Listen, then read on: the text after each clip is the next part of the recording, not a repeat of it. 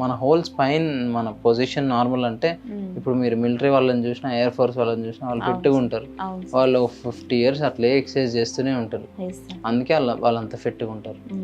అలా ఫిట్గా ఉన్నప్పుడు వాళ్ళ మీరు ఆ స్ట్రక్చర్ చూసినా కానీ ఇలా ఉంటారు, తెలిసిపోతుంది. కరెక్ట్. అదే అప్పుడు వాళ్ళల్లో మనం ఈ నెక్ పెయిన్ బ్యాక్ పెయిన్ అనేది కొంచెం తక్కువగానే చూస్తాం. బట్ అలా లేనందువల్ల ఆర్ మేబీ ఇలా ముందుకి పడిపోయి ఇదంటారండి టెక్స్ట్ నెక్ సిండ్రోమ్ అంటారు. సో ఇలాగే పెట్టి యూజ్ చేయడం.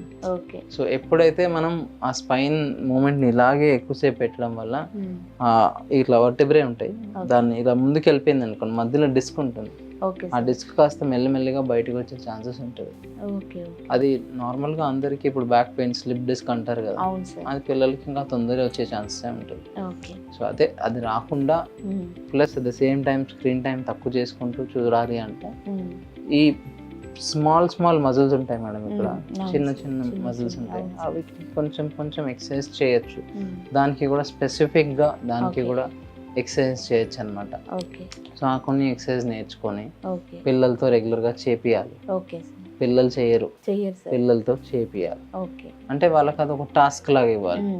అది కూడా వాళ్ళకి నీకు ఇప్పుడు ఎక్సర్సైజ్ సెషన్ ఒక 10 ఎక్సర్సైజ్ చేయాలి అంటే వాళ్ళు చేయరు. వాళ్ళకి అది ఒక ఫన్ టాస్క్ లాగా చేస్తూ వాళ్ళకి ఇలా ఈ మూమెంట్ చేయని నీకు చేయరాట్లే అని చెప్పి వాళ్ళతో ఛాలెంజ్ చేపించి చేస్తే వాళ్ళు చేస్తారు. అది వాళ్ళకి హెల్ప్ఫుల్ అవుతుంది.